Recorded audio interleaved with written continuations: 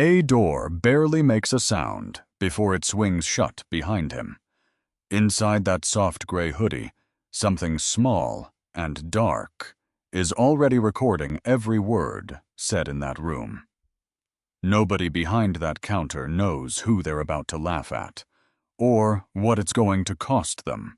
A senior discount vanishes off a screen like it never existed. A young man is told to pay before he's earned the right to sit down. A plate comes out wrong. Dangerously wrong. Somewhere in that kitchen, one person already knows it and says nothing. Some men don't raise their voice when they're about to end you. They just start counting. Outside, an old sedan sits crooked in a lot he built with his own hands, though nobody here would ever guess that. Then a phone starts buzzing low under the table, and the man in the hoodie finally looks up. The bell over the door barely rang. More of a flinch than a sound, swallowed fast by the noise of the grill. Marnie clocked him first. Gray hoodie, hood down, jeans gone soft at the knee, sneakers that used to be white a long time ago. "Oh, honey, no." She didn't even lower her voice. "We're not a shelter, sweetheart." Wesley didn't look up from his phone, just smirked at the counter like it had told him something funny. "Kitchen's not doing free plates today, pal. Try the church on 5th. The man in the hoodie said nothing. He walked forward. Slow, hands loose at his sides like he had nowhere in particular he needed them to be. Marnie leaned across the register, arms crossed, gum snapping between her teeth. "Sir, this is a restaurant. You want to eat, you gotta pay. You understand that—" Nothing. Just the eyes. Steady in a way that didn't match the hoodie or the sneakers or anything else about him. Marnie thought she already had figured out. Then quiet. "Farmhouse platter. Egg scrambled. Extra toast, please." Marnie blinked, recovered fast. "That's $11.99, and we'll need that up front." He set a 20 on the counter without a word, which should have ended it right there. Except Wesley finally looked up from his phone and smiled not at the customer, at Marnie. The kind of smile that isn't really about the person standing in front of you at all. Wesley Marsh. 28 white shift, lead this weekend, though he wore the title like it came with a staff of his own to boss around. Marnie Locke. 32 white, 2 registers down already halfway to a laugh she hadn't earned yet. Neither one of them had the faintest idea who they were about to humiliate, or what it was going to cost them by the end of the day. An hour earlier in a house so quiet, you could hear the refrigerator hum from 2 rooms away. Desmond Whitfield had been waking up right on schedule. 5:30. No alarm required. Some habits don't ask your permission. They just stay. The hallway outside his bedroom was lined with photographs, and most mornings he walked past them without really looking. Not because they didn't matter, because he already knew every one of them by heart. A 26-year-old version of himself standing in front of a diner about the size of a 2-car garage, a hand-painted sign nailed crooked above the door. 45 now, and some mornings it still didn't feel like 19 years had passed. A ribbon cutting a few years later, the mayor's hand in his, both men, squinting into the same sun. And at the end of the hall, framed in dark wood, a magazine cover. Self-made in bold type, stretched across his chest like a medal he never remembered asking for. He stopped in front of that one. Just for a second, the way he always did. Because that word had never sat right with him. Self-made. Like nobody else's hands had ever been on it. Like his mother hadn't stood behind him at a sink half his height, guiding his wrists through water. Gone cold, saying the same 6 words so many times they wore a groove straight into him. You serve them like they're yours. Odessa Whitfield used to say it plain, like it wasn't advice at all, just a fact of the world, same as the sun coming up, whether you were ready or not. She smelled like dish soap and bacon grease no matter what time of day it was. She had a laugh that came from the stomach, not the throat, and she used to press her thumb into his shoulder when she wanted his full attention right there, right that second. I was 14 the first time her words actually landed. Not just heard, felt. The way a splinter feels different once it's under the skin instead of sitting on top of it. He'd been washing dishes in the back of a diner, not much bigger than a school bus, watching through the pass-through window, as a man in a torn coat got turned away from an empty booth. A booth that stayed empty for another hour after that man walked back out into the cold. Desmond had asked her why. She hadn't answered right away.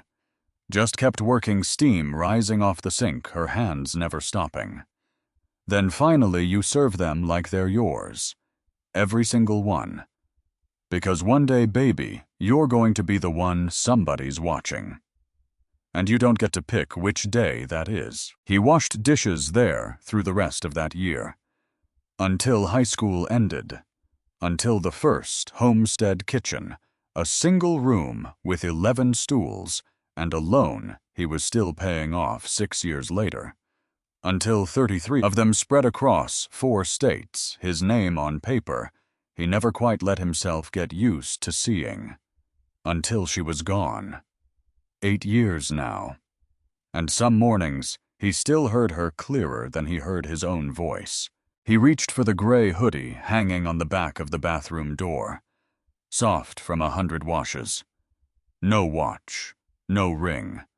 Nothing on him that told a stranger a single true thing about who he was. Which was, of course, the whole point. In the garage. 2 vehicles sat side by side, like they belonged to 2 different men entirely. A black SUV polished enough to catch his reflection in the door panel. And beside it, an old sedan, gone dull with age. A dent in the rear bumper he'd stopped noticing years ago. He took the sedan's keys. Twice a year he did this. No pattern to it, no warning given. He'd pick one of the 33, put on exactly nothing that said who he was, and walk in like a man with an empty pocket. In his own head, he called it going back to the sink. Before he backed out of the driveway, he clipped a small camera inside the hoodie's chest pocket. Lens no bigger than a shirt button. Then his phone buzzed against the seat. Vanessa. Already at her desk the way she always was on these mornings. Feeds live on my end. Legals on standby. Which location? Milford he typed back, nothing else. She already knew what this was. She didn't need the rest explained to her. 40 minutes later, he was parking outside a building he'd designed down to the doorknobs in a town he'd picked on purpose. Working people. Families stretching one Saturday breakfast into the best part of their week. The kind of place that used to be the only kind of place he could afford to sit down in. I didn't go in right away. Sat in the car a minute, watching through the glass. Checkerboard floor. Red vinyl booths gone soft at the seams. An old jukebox in the corner playing something low and worn. The kind of song that sounds like it's been living in that exact corner for 20 years. Syrup and coffee and something frying all of it, drifting out through the vent above the door. He'd built it to feel like somebody's kitchen. Warm. Unlocked.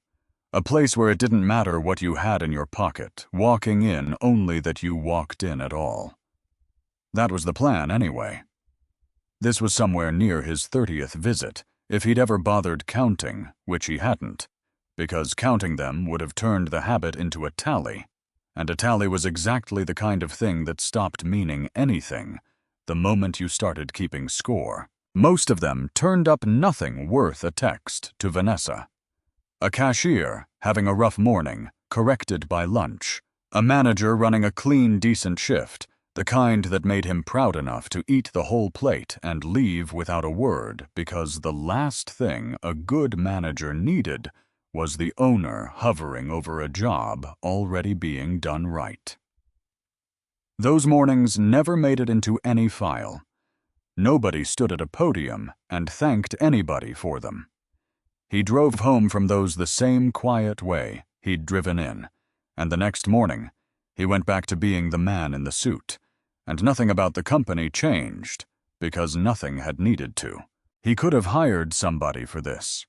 A firm mystery shoppers with clipboards and standardized scoring sheets that would have told him the same thing in tidier language.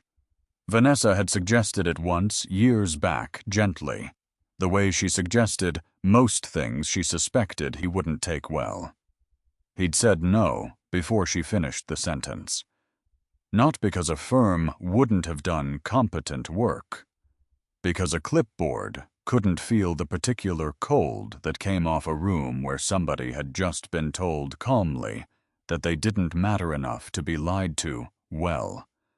That cold was the whole point. You couldn't outsource the noticing of it. He pushed the door open. The bell gave its thin, flinching ring, and walked straight into the scene that opened this story. He carried his tray to a booth near the kitchen window and sat, spine-straight, hands folded. A man with nowhere else to be, which this particular morning he wasn't. The diner was working through its Saturday rush the way it always did. Full booths, forks against plates. A baby somewhere near the window, testing out a new word on repeat over and over, delighted with itself every time. 2 booths down a young couple walked in, and Wesley straightened right up, pulled the earbud out, all teeth.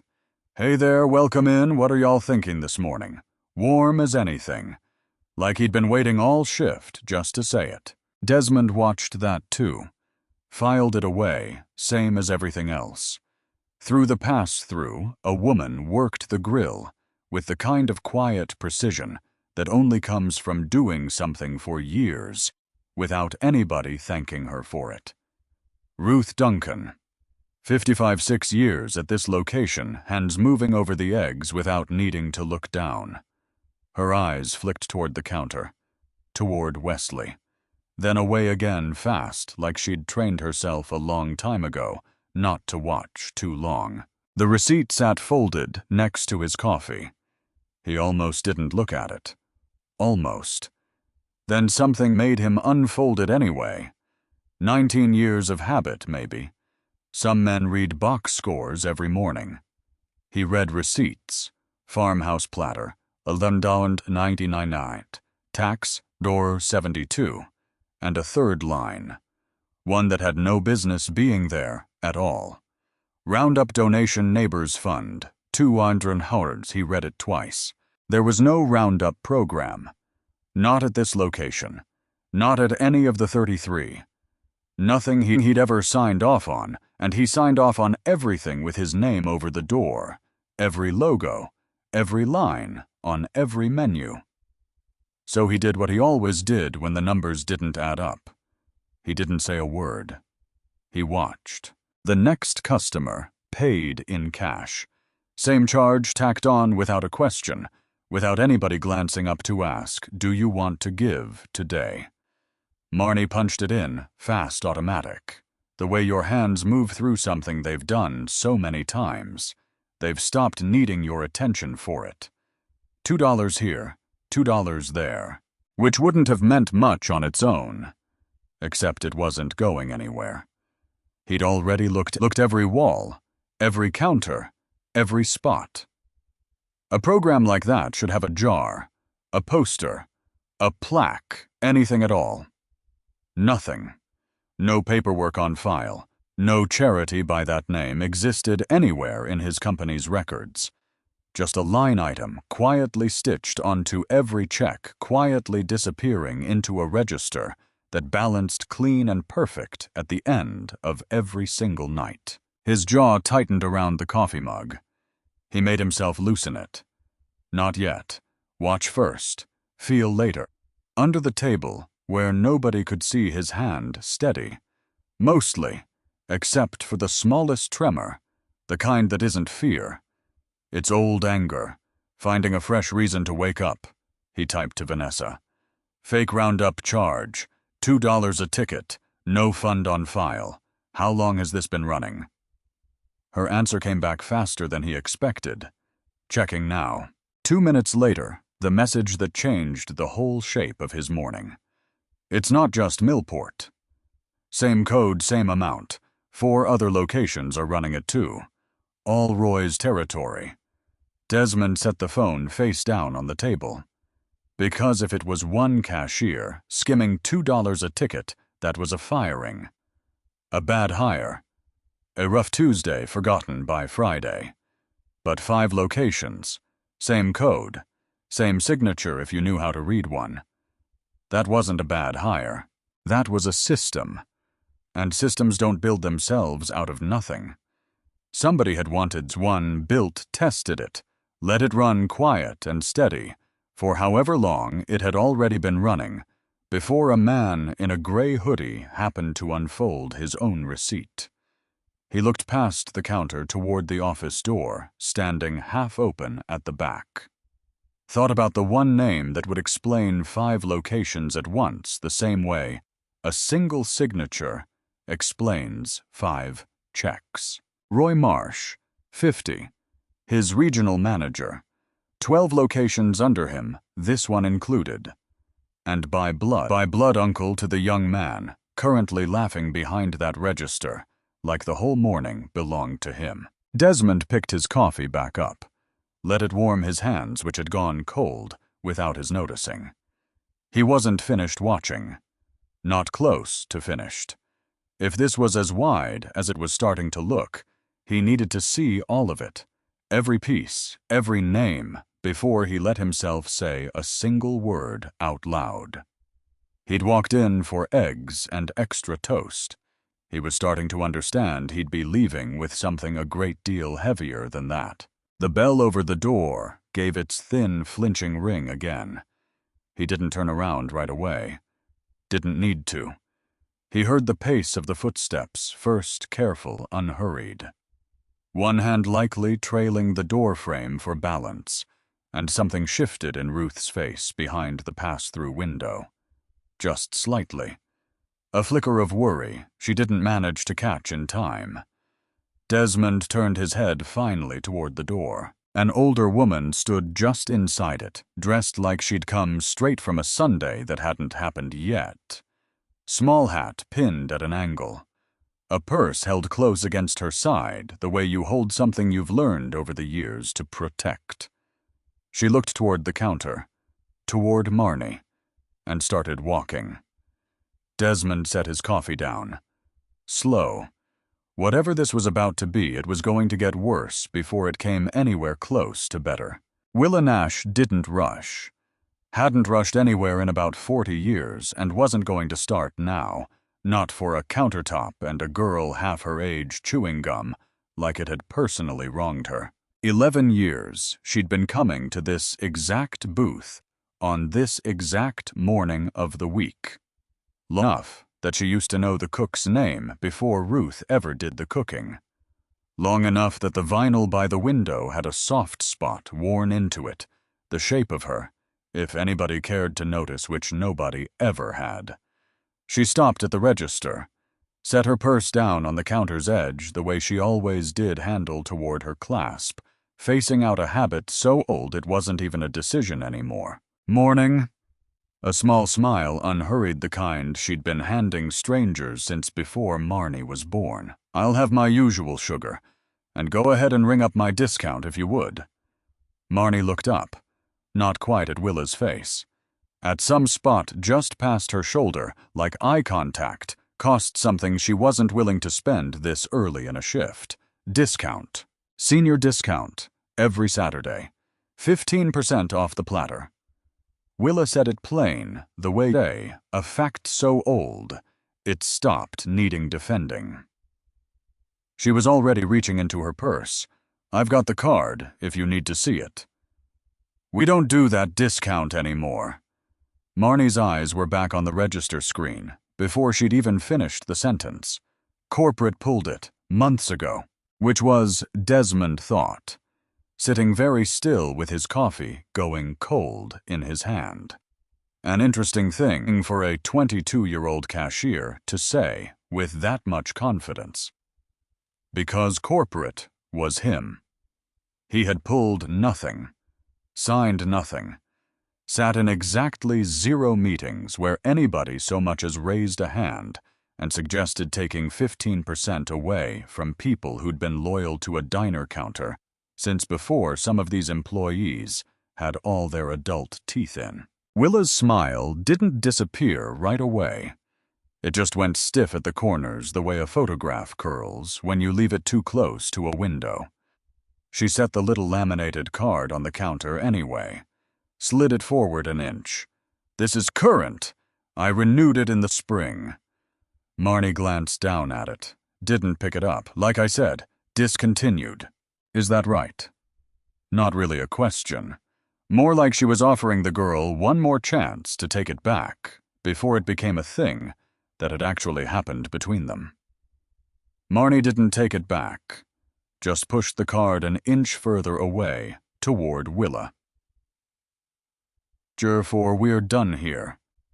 That was when Wesley leaned into it, the way a man leans into a joke he's already decided is funny before he's gotten to the punchline. Or he said, not even looking up from his phone, "You could order less, cut the toast, skip the juice. Whole platter fits under budget that way, no discount required." Marnie laughed. Small laugh.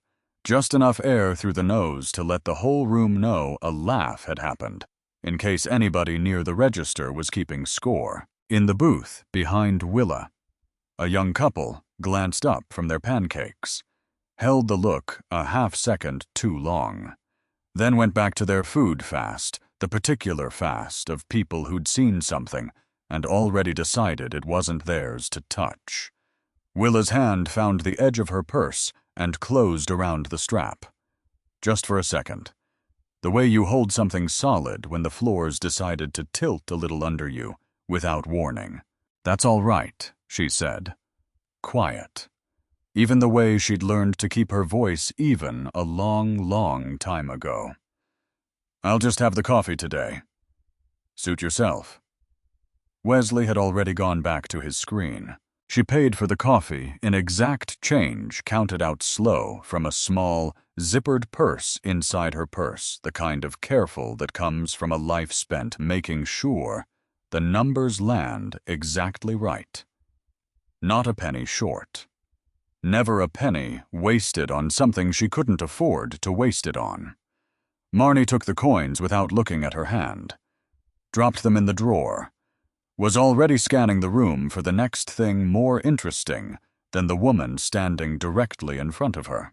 Willa turned toward the booth's laminated card, still in her palm, and slid it back into her purse like she was putting away something that had embarrassed her simply by existing. And that was when Desmond saw it. The thing his mind would keep circling back to for the rest of the day, long after the morning had handed him. Reasons far bigger to be thinking about something else. She reached up, 2 fingers pressed flat against her collarbone. Not touching anything there. No necklace, no button, nothing that needed straightening. Just pressed. Held a second. Let it go. His mother used to do that. Exactly that. He hadn't seen the gesture in 8 years, and he'd have sworn, right up until this second, that he'd forgotten it completely.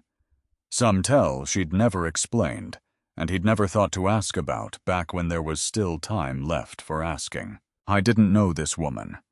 Had never laid eyes on her before in his life, he was almost sure of that. Almost.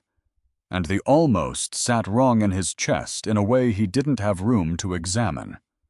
Yet not with everything else the morning was already asking of him. He watched her settle into the booth by the window, the same booth he'd guess that had that worn soft spot in the vinyl, though he had no way of knowing that yet.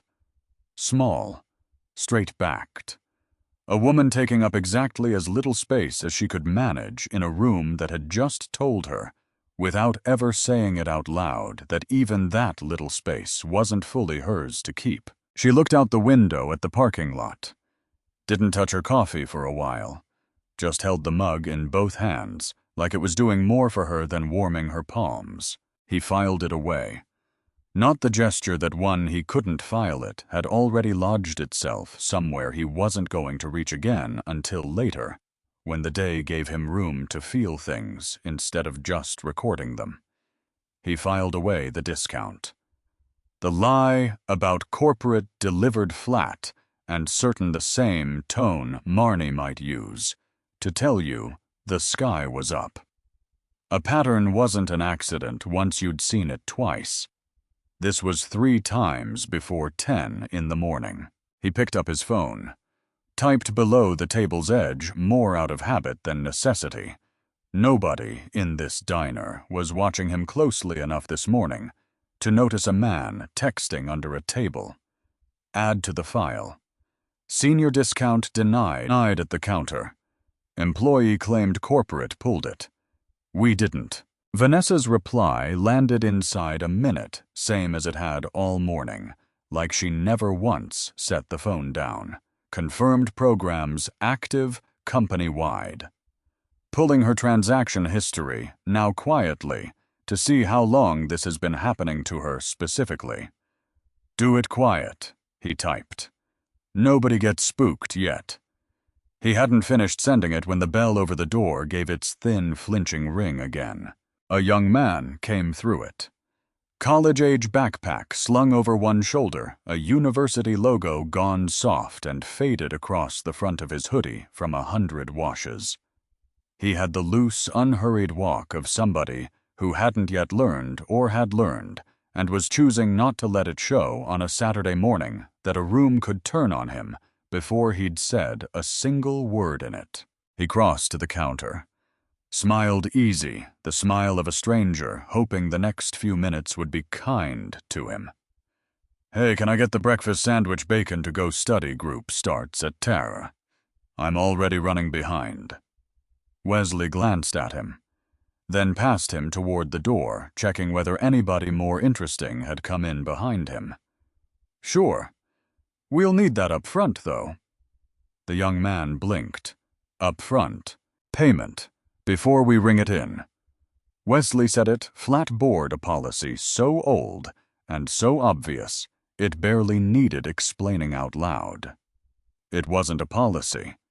Desmond knew every policy this restaurant had ever run under, knew them the way some men know batting averages because he'd written most of the early ones himself on the backs of receipts before Homestead Kitchen had an office to write them in properly. Nobody paid up front. Not once. Not in 33 locations spread across 4 states. The young man, Malik though Desmond, wouldn't have that name until later, pulled out his card without arguing. Because that's what you did most mornings. You paid whatever toll got put in front of you and kept walking, and you saved the arguing for something that actually felt worth losing a morning over. He glanced around for somewhere to wait. There was exactly one open booth. Second from the window, an older couple had just stood up, left a folded tip under the mug, and were making their slow way to the door. Malik started toward it. A man came in right behind him. 30s golf shirt, the unhurried confidence of somebody who had never once in his life had to wonder whether a room was going to make space for him. And Wesley called out, already smiling, already moving around the counter. Right this way, sir, got a booth for you. The same booth. Malik stopped walking. Just for a second. Long enough that Desmond 3 tables over watched him do the math in real time. Watched him weigh whether this was a fight worth having on a Saturday morning over a bacon sandwich he could just as easily eat somewhere else. I think I was... Malik started. Quiet. Not even really a complaint. More like he was checking whether the room still ran on an order you could count on. Booths for dine-in. Marnie not looking up. You said to go. Which wasn't what he'd said at all. Except it was suddenly conveniently exactly what he'd said, and there was no receipt in his hand yet, with the words printed on it to argue otherwise, and there was no version of the next 5 minutes that ended with him getting the booth. He didn't argue.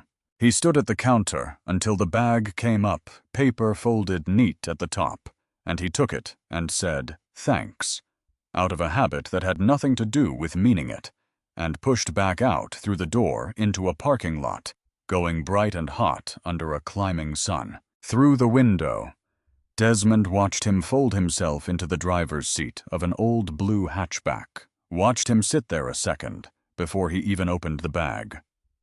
Both hands on the wheel, staring straight ahead at nothing, like he needed a moment before he could let himself be hungry again. Then he ate. Alone. Windows up. I wasn't thinking about complaining, filing anything, making a scene.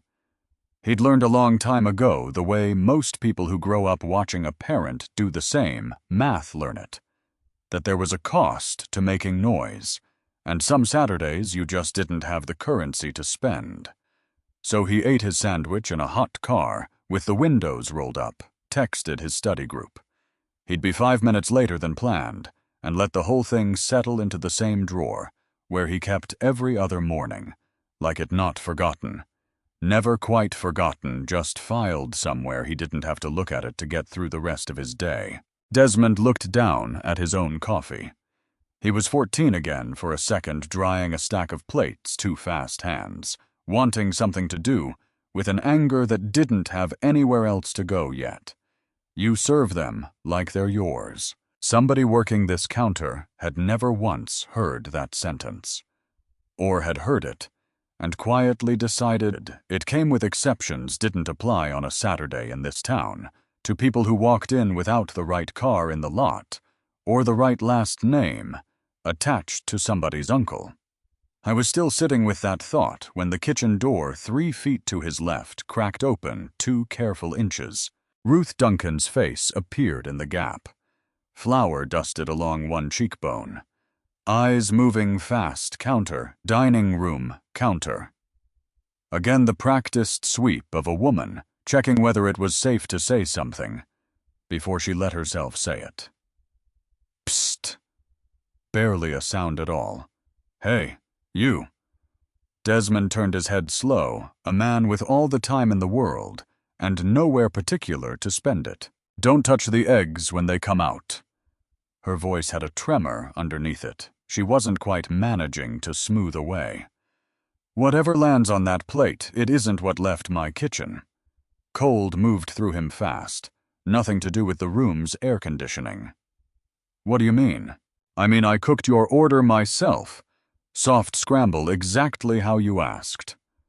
Her jaw was tight that the words came out clipped at the edges. And I watched it leave this window looking exactly right.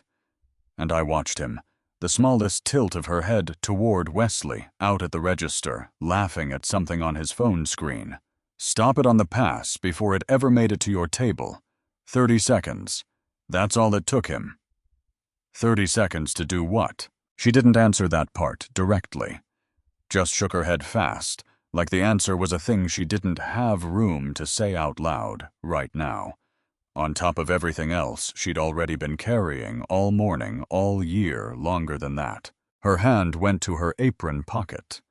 For half a second, she pulled something free of it, small, spiral-bound, the cover gone, soft and gray, from years of being carried pressed against her own body.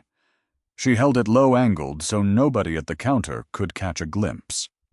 Just long enough for Desmond to understand exactly what he was looking at. Dates.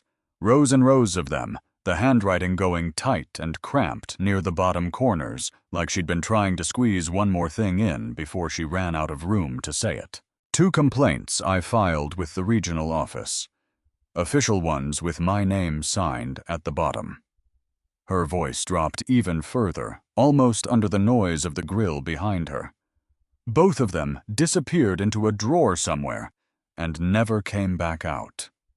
She pressed the notebook flat against her palm. This is everything else. Every single thing I stopped bothering to report because reporting it never once changed a single thing that happened in this kitchen. 6 years of it, by the thickness of the thing. swollen slightly at the spine the way a book gets when it has been opened and closed more times than anybody ever meant for it to be. "Why tell me?" Desmond asked. Quiet, careful. A man in a gray hoodie with no earthly reason. She owed him a single word of it. Ruth looked at him a beat too long. "Because you're the first person who's walked through that door all year and actually watched." She tucked the notebook away fast, like she'd already said more than she'd planned to. "Most folks eat and leave. You've been sitting in that booth all morning like you're keeping score of something." He didn't answer that. Couldn't not, without handing the day away before it was ready to be handed. "Thank you," he said instead. 2 words meant all the way down to the floor of him. "I hear you. I promise you that." She held his eyes another second, like she was deciding whether a promise from a stranger in a hoodie was worth anything at all. Then she nodded once fast, the nod of somebody who needed the motion more than she needed him to see it happen. The door swung shut behind her soft, and she was gone back into the hiss of the grill. He sat there with his hands flat on the table, working hard to keep them that way. Flat. Still. Because if he let them close into fists in the middle of a Saturday breakfast rush in a hoodie that made him nobody in particular, this morning was going to end a great deal sooner than the day required it to. The food came out 4 minutes later. Marnie carried it, set it down without a word, without so much as a glance in his direction. The plate landing hard enough that the fork beside it jumped an inch and clattered back against the ceramic. Desmond looked at what had arrived in front of him. The eggs weren't a soft scramble. They were something else entirely. Now gray at the edges, a texture with no business anywhere near a working stove that morning. The kind of look eggs get after they've sat under a heat lamp far longer than any kitchen would let them, then gotten hurried back onto a clean plate at the last second to make the wait look shorter than it had actually been. A sheen across the top that didn't sit right. A smell feint that had no business being anywhere near a breakfast plate at all. I thought absurdly of his mother's kitchen. Eggs done soft folded, not stirred a wooden spoon she wouldn't let anybody else touch. This plate in front of him wasn't just wrong. It was a small, deliberate insult dressed up to look like an accident, and he understood looking down at it that whoever had built it that way had wanted him to eat every bite of the insult without ever once being able to prove it was one. He didn't eat it. He picked up his phone instead, and this time his hand wasn't quite steady, and he let it not be steady because there was nobody left in that diner, watching him closely enough to notice. He took the photo first. Then he typed. Confirmed. Food's been tampered with. Cook says it was intercepted at the pass before it left the kitchen. 30 seconds her words. Not eating it. Preserving it. Get legal ready. Vanessa's answer came back almost instantly. No wasted words this time. Copy that. Nothing else from this location touches your mouth. Say the word, and I have the health department on the phone in 60 seconds. Not yet. Desmond. Not yet. He typed again, and set the phone face down, and sat very still with his hands folded, watching Wesley laugh at something on his screen 40 feet away, like the whole world was still exactly as small and as safe as he currently believed it to be. Desmond stood. He didn't hurry. Didn't need to.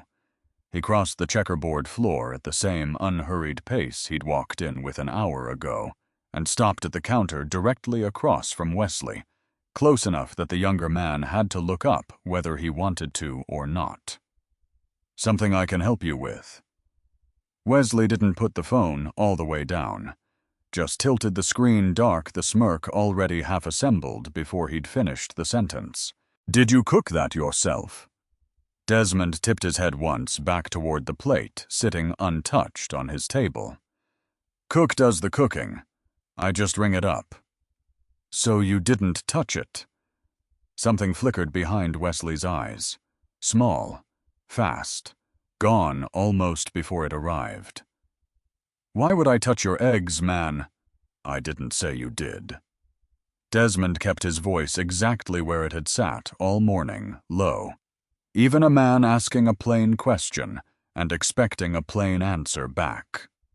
I asked if you cooked it. No. A half-second too long before he said it. I didn't cook it. Okay. Desmond nodded slower this time, like he was filing the answer away somewhere very specific, in a drawer that wasn't going to lose it the way another drawer once had. Just wanted to know who to thank. He turned and walked back toward his booth before Wesley could decide what that last sentence had actually meant. Behind him low, not quite low enough. Weird guy. And a laugh from Marnie, short-built entirely out of nerves trying to pass themselves off as confidence. Wesley's eyes stayed on him a beat too long as he walked away. Something had shifted in the air between them. Some small crack. Neither of them had a name for yet, and Wesley didn't like the shape of it, though he couldn't have said why if you'd asked him right then. Desmond sat back down, across from a plate he wasn't going to touch again. He thought about Ruth's notebook, soft and swollen at the spine from 6 years of carrying what nobody else would carry with her. He thought about Willa Nash's 2 fingers pressed flat against her collarbone, and the 15% that had quietly stopped existing on the exact morning she needed it. I thought about a young man eating alone in a parked car with the windows up because the one open booth in the room had somehow impossibly belonged to somebody else the entire time. And he thought for the first time all morning that watching patient, silent cataloging might be a debt that had just come all the way due. He didn't move yet, but he wasn't the same man sitting in that booth that he'd been 20 minutes ago. Something had finished loading. One way or another, it wasn't going to walk out quiet. She left her coffee half full. Desmond watched it happen from clear across the room. Willa Nash rising slow out of the booth by the window, gathering her purse against her side. The way you gather something that's just proven. Once again, it needs protecting. She didn't glance toward the counter. Didn't look at anybody at all. Just crossed the checkerboard floor with her chin held at that same careful angle she'd walked in with, like the tilt of it was the one thing left in the room still fully hers to control. The bell rang for her thin and quick. Nobody at the register even lifted their head. And that more than the discount, more than the flat little lie about corporate, more than a young man eating alone in a parked car with the windows rolled up against the heat, that was the thing that finally moved him. Because cruelty at least admits it's aimed at somebody. This was colder than that.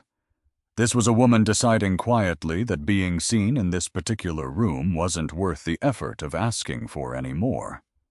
And nobody behind that counter had even noticed her make the decision. He watched her through the glass crossing the lot, one hand finding her keys, the other pressed flat for a second against her chest, steadying herself, or maybe just catching her breath before the drive home. Something in him settled then. Not anger exactly. Anger was too loud a word for it. This was quieter and heavier, both the kind of certainty that doesn't announce itself, just arrives and stays. The way. A decision made at 14 over a sink full of dishes has a way of arriving all over again decades later in a diner 3 states from where it started. He set his napkin down beside a plate he still hadn't touched, and he stood. He crossed to the register at the same unhurried pace he'd carried through the door an hour ago. Wesley clocked him coming and didn't bother pushing off the back counter to meet him halfway. "Help you with something. One question." Desmond's voice hadn't climbed above where it had sat all morning. Low, even. The kind of calm that unsettles a man faster than shouting ever could.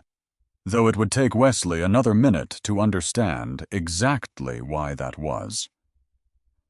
Do you treat everybody who walks through that door this way? Or only the ones you've already decided don't matter enough to complain?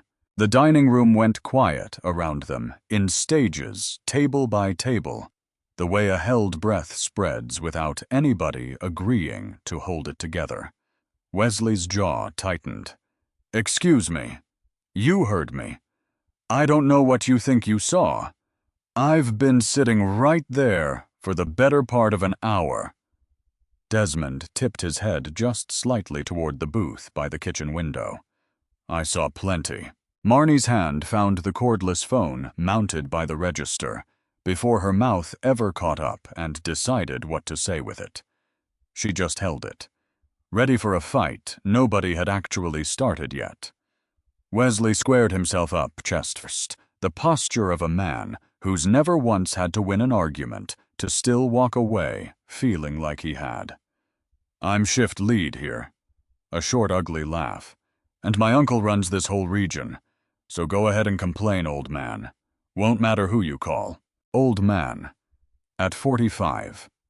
Which told Desmond less about his own face in that moment than it told him about how Wesley had learned a long time ago to sort every person who walked through that door into exactly two piles, the ones worth performing for and the ones who weren't. I'll take my chances, Desmond said. He turned like he meant to walk back to his booth. Wesley called after him. Hey, you don't like how we run things doors right there. Nobody's stopping you. Desmond didn't answer that, which turned out to be the wrong response entirely, because Wesley's face went a shade darker, like silence was the one thing he genuinely hadn't planned for.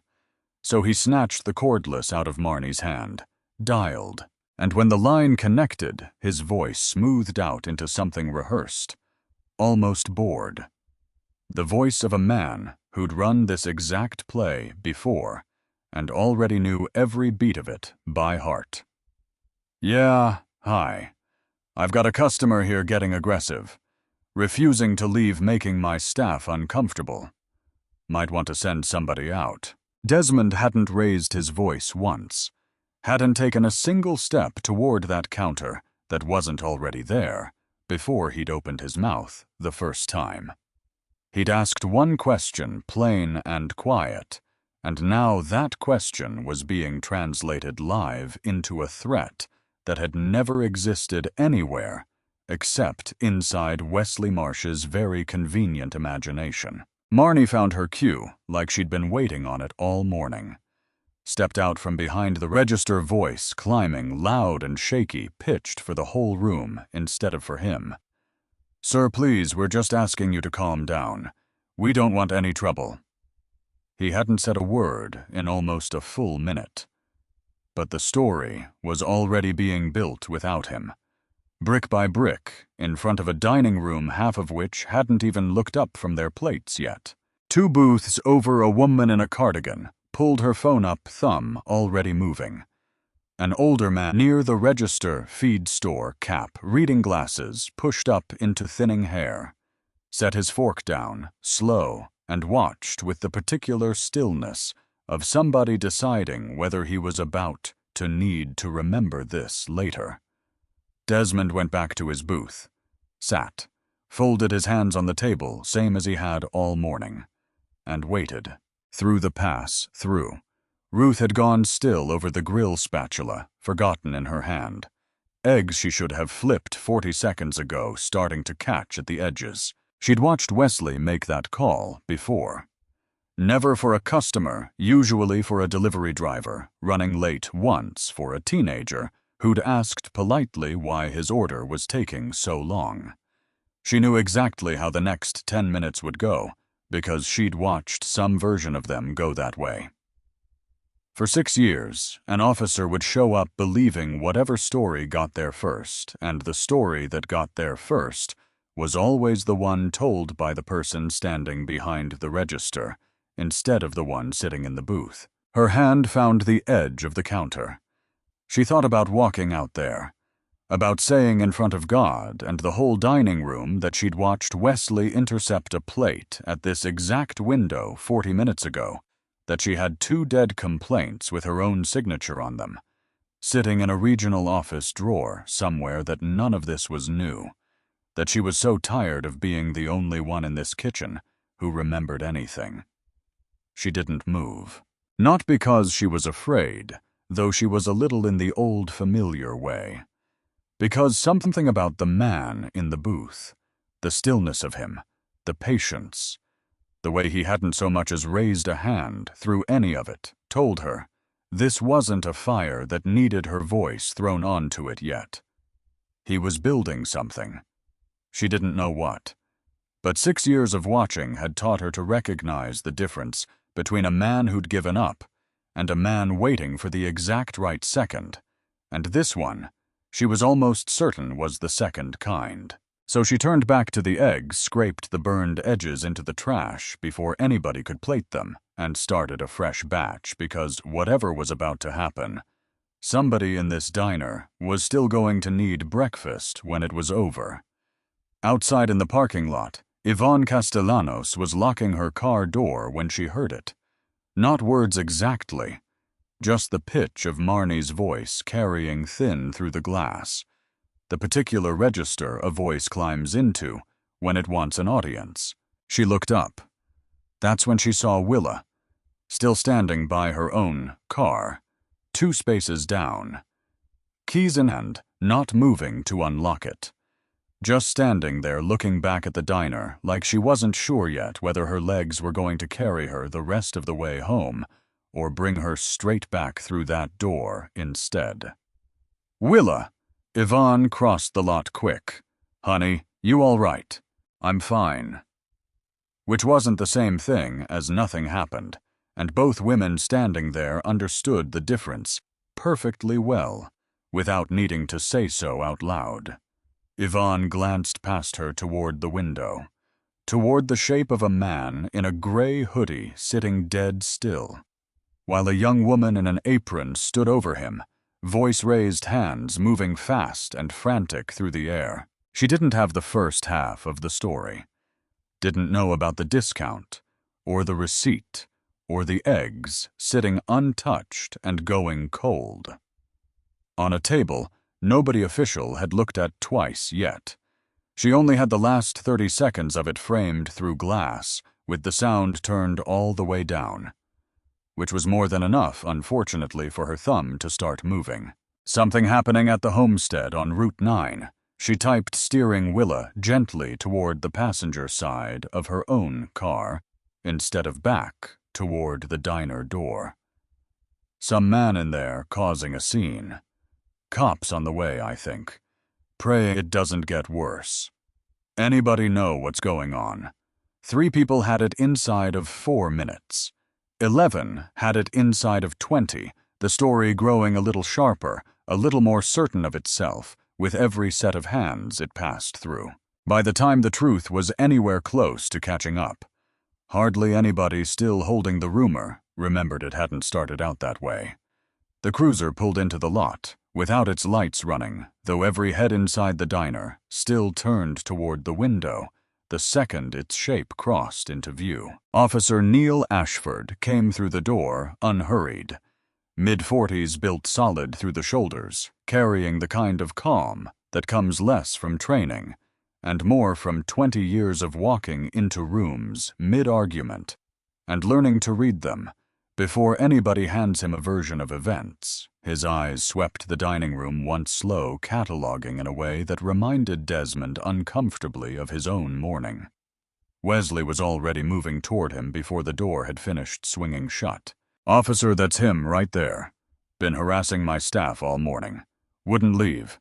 I had to call because I was honestly worried somebody was going to get hurt." Ashford didn't answer him right away. Walked instead toward the booth, toward the man, sitting with his hands folded flat on the table, like he'd been carved into that exact position an hour ago and simply hadn't moved since. "Sir." Even. Professional. "I'm going to need to see some ID." Desmond reached into his hoodie pocket, slow, and set his license on the table, without a word. Ashford picked it up. Read it, looked at the face across from him, then back down at the plastic in his hand. Then for a beat longer than the license strictly required, back up again. "You want to tell me what happened here?" I asked him a question. Desmond kept his voice exactly where it had lived all morning. "I haven't raised my voice. I haven't stood up from this booth except to walk to that counter and back. I haven't threatened a single person in this building." Ashford turned toward Wesley. "And the aggressive part?" Wesley opened his mouth, closed it. He had this, "Look, man, I don't know how to—" A look. Flat. Not quite a question. Ashford looked around the room instead of waiting for the rest of that sentence. The woman in the cardigan phone, still raised, gave a small shake of her head. Not at Desmond. At Wesley. The old man in the feed store cap met the officer's eyes and did the same. Just once. Small enough to miss if you weren't looking for it, and complete enough that you didn't need a second one. Nobody in that dining room backed Wesley's version. Not one single person. Ashford's posture shifted not dramatically, just a degree or two, the recalibration of a man realizing the story he'd walked in, prepared to referee, wasn't the one actually sitting in front of him. "I'm not seeing a disturbance here." His voice had cooled by exactly as much as it needed to. "I'm going to need to talk to the two of you, separately." "He's lying." Wesley's voice cracked at the edges, now the confidence in it fraying fast with an audience of one who clearly wasn't buying it. "You can't just take his word over mine. I haven't taken anybody's word yet. Final. That's usually the point of asking." Something flickered behind Wesley's eyes. Small. Fast. The particular look of a man realizing in real time that a script he'd been running successfully for longer than he probably should have had just hit its first line. Nobody else in the room was willing to read along with him. Desmond's phone buzzed against the table. He glanced down without picking it up. "Vanessa, you need to see this before you see anything else today." A second message right behind it. A link. I didn't click it. Not yet. Some part of him already knew with a certainty that settled cold and low in his stomach. Roughly what he was going to find, once he did. Because Ruth's notebook was one kind of damaged, slow patient, 6 years in the making, and every word of it exactly true. Whatever Vanessa was about to show him was going to be the other kind. Loud. Fast. Already halfway around a town he hadn't even finished breakfast in yet, and not one piece of it necessarily true at all. He set the phone face down. Not yet. One thing at a time. Except even thinking it, he understood it was already too late for that particular hope. The morning had stopped being a thing he could take one piece at a time, about 6 pieces ago. The SUV pulled into the lot 4 minutes later. Black, unhurried, parked crooked across 2 spaces like whoever was driving had bigger things on her mind than the lines. Vanessa Whitmore came through the door first. Navy blazer. A tablet held against her side like a shield she'd long since stopped needing to raise. Behind her, 2 men in dark polos, a small gold homestead kitchen crest stitched over the heart of each one. Every conversation in the diner dropped by half. Wesley turned toward the sound of the door, some last unkillable corner of him, still hoping whoever this was might somehow still be on his side of the morning. "Ma'am, we're kind of in the middle of something." Vanessa didn't slow down, didn't look at him, walked straight past the counter, past Ashford, and stopped in front of Desmond's booth. "Mr. Whitfield." Clear. pitched a carry to every corner of the room on purpose. We have the footage. 4 months of it, and this morning besides. Legal's already reviewing. Say the word, Mr. Whitfield. Wesley's mouth opened. Nothing came out yet. His eyes cut from Vanessa to the man in the gray hoodie and back again, some slow and terrible arithmetic starting to assemble itself behind them. Desmond stood. He didn't rush it, reached up and unzipped the hoodie halfway enough to show the small, dark shape clipped inside the pocket, no bigger than a shirt button, that had been recording every second since a bell first gave its thin, flinching ring for him that morning. Behind the counter, the digital menu board flickered.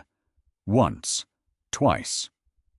The breakfast specials blinked out, mid-scroll, replaced by slow gray static that made 3 separate customers turn in their booths to look up at it. Then the screen split clean down the middle. On the left, grainy clothes angled up from somewhere near a man's chest, the exact booth Desmond had been sitting in all morning, the exact counter in the exact order it had actually happened. Marnie punching that roundup charge into the register without once asking a customer if they wanted to give anything at all. Wesley's hand hovering half a second too long over a plate on the kitchen pass before it ever reached a table. On the right, a different angle, entirely. High-wide fixed to the ceiling, the diner's own cameras, the ones nobody working that counter had apparently remembered still existed, or had simply assumed nobody in any office ever actually watched. 4 months compressed into just under 3 minutes. Officer Ashford's hand drifted slow toward the notepad, clipped at his belt. He didn't look away from the screen once.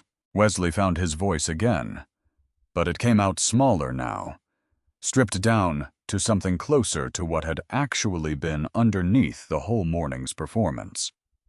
Wait, that's not... I didn't know. You didn't know what? Desmond's voice hadn't risen. It didn't need to anymore.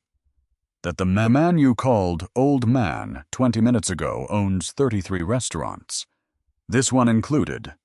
That his name is on every check that's ever cleared your bank account, or that the woman you lied to about a discount she'd earned for 11 years and then told to order less if she couldn't afford it, has been eating breakfast in this exact building longer than you've been alive. Silence. Total. Room-wide, the kind that has actual weight to it, that presses down on the backs of your shoulders. My name is Desmond Whitfield. He let that sit a second before he finished it. Founder. Owner. Every location, every menu, every paycheck that gets signed out of this company. A pause, deliberate, aimed straight at the 2 people standing frozen behind that register. Including both of yours. Until about 4 minutes ago, anyway. Marnie's hand came up over her mouth. The phone she'd been holding all morning like a weapon slid out of her other hand and hit the counter with a small, hollow clatter that seemed enormous in a room gone this quiet. Wesley didn't say anything at all. For the first time since Desmond had walked through that door, he had absolutely nothing left to perform. His own hand moved toward his phone instead, fumbling thumb already searching out a name in his recent curls before his brain had fully caught up with why. Roy. Uncle Roy would know what to do. Uncle Roy always knew what to do. He didn't get the chance to press call. Across town, in an office on the 2nd floor of a building he'd never once imagined a stranger's hidden camera might someday reach Roy Marsh's own phone was already buzzing against his desk. A different call entirely. One that had started ringing almost the exact same second. The menu board went dark in Millport. He wouldn't answer it in time to help his nephew with anything. He wouldn't, as it turned out, get much of a say in how the rest of his own morning went either. Back in the diner, the screen kept playing. 4 months looping, while a young man in an apron stood frozen behind a counter that as of just now technically belonged to somebody else for exactly as long as it took corporate to decide otherwise. Desmond looked down at the wreck of a plate still sitting cold on his table, then toward the gap in the kitchen door where Ruth stood with one hand pressed flat over her mouth, eyes wet and disbelieving in a way that had nothing to do with fear anymore. He had come in that morning for scrambled eggs and extra toast. He was leaving, having learned exactly how far $2 could travel once somebody decided nobody was ever going to check where it went. And somewhere out past that parking lot, moving through phones he'd never touch and group chats he'd never see a 30-second clip of him, standing calm at a counter, was still spreading. Cut wrong, framed wrong already. Halfway to being believed by people who would never think to ask if it was true. The truth this time was going to have to run to catch up with the lie. It hadn't caught it yet. Roy Marsh's phone had been buzzing against the desk for almost a full minute before he finally looked down at it. He'd been in the middle of something else. Some quarterly spreadsheet numbers he'd stopped really reading years ago, more habit than attention at this point in a Saturday, that was supposed to end with a golf cart and 18 holes he'd been looking forward to since Tuesday. Corporate Legal. Whitmore Vive, which wasn't a name that called him. Ever. Not on a Saturday. Not without an email first, a meeting scheduled, some warning that gave a man time to arrange his face. He answered anyway. Had to. This is Roy. Mr. Marsh. Vanessa's voice flat and businesslike, the kind of flat that told him nothing at all about what was underneath it. I need you to stay at your desk. Somebody's going to be there inside the hour. Somebody. For what? We'll go through it when they arrive. Vanessa. He tried for easy. Tried for the tone that had smoothed over every uncomfortable conversation he'd ever had in 17 years with this company. Just tell me what this is about. I've got half a dozen things I could be doing with my afternoon. Millport. One word. She let it sit there, and something in Roy's chest dropped an inch fast, the particular drop of a man who's spent a long time not looking directly at something and has just been told flatly that looking time was over. Millport's a good location, he said. Too quick. He heard it come out too quick and couldn't pull it back. Wesley runs a tight shift over there. We'll go through it when they arrive, Vanessa said again, and hung up before he could ask her a third time. He sat there a second, with the phone still against his ear, the dial tone humming into a silence that suddenly felt a great deal bigger than his office actually was. He tried Wesley. Straight to voicemail. Tried again. Same thing. Which meant Wesley's phone was off, or dead, or numb. Not yet. He wasn't going to let his own head run ahead of whatever this actually was, except his hands didn't agree with the rest of him, because they were already moving, pulling open the bottom drawer of the filing cabinet behind his desk, the one that stuck a little on humid days, and had stuck exactly this much every single time he'd opened it, for longer than he wanted to think about right now. Folders. A lot of them. 2 thin ones near the front, complaints the old kind. The kind that came in on paper with somebody's actual signature at the bottom. The kind he'd learned a long time ago. You could simply not act on, and 9 times out of 10, nobody ever followed up hard enough to make you. Ruth Duncan's name was on both of them. He hadn't looked at either folder in over a year. Hadn't needed to. They did their job just sitting there quiet, doing nothing at all. Behind those, a thicker one. Ledger pages, printed and handwritten, both years of them numbers that didn't appear on any spreadsheet he'd ever have to explain to anybody above him, because the whole beauty of a training fund, the actual elegant genius of it, was that nobody above him ever asked to see where training money went, so long as the training got checked off as done on a form twice a year. $2 a ticket. 5 locations. Quietly, patiently for going on 3 years now. It had started smaller than that. It always does. A little skimmed off a catering order here, a workshop that never happened. There.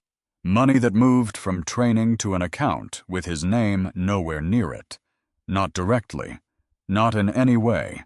An auditor, glancing quick, would ever catch. Until it wasn't small anymore. Until it had a rhythm to it. A system, the exact kind of system he'd have fired anybody else on the spot for building. He'd told himself more than once that he was going to stop. Just hadn't picked the week yet. His hand hovered over the thick folder. Now some old instinct telling him to get it out of the building, into his car, gone before whoever Vanessa was sending through that door got anywhere near it. Except it was already too late for that, and some part of him understood it the second the thought finished forming. Because companies didn't run financial audits on paper folders anymore. Whatever Vanessa's people were coming to find, they'd already found the digital half of it hours ago, probably before he'd even answered the phone. The folder in his hand wasn't evidence anymore. It was just weight. Dead weight in a drawer he'd been so careful for so long to keep exactly this quiet. He sat back down. Slow. Thought about the 11-year-old kid who used to ride his bike over to Roy's place most Saturdays, freckled and gap-toothed, asking to help wash the truck for a couple dollars he didn't actually need to earn.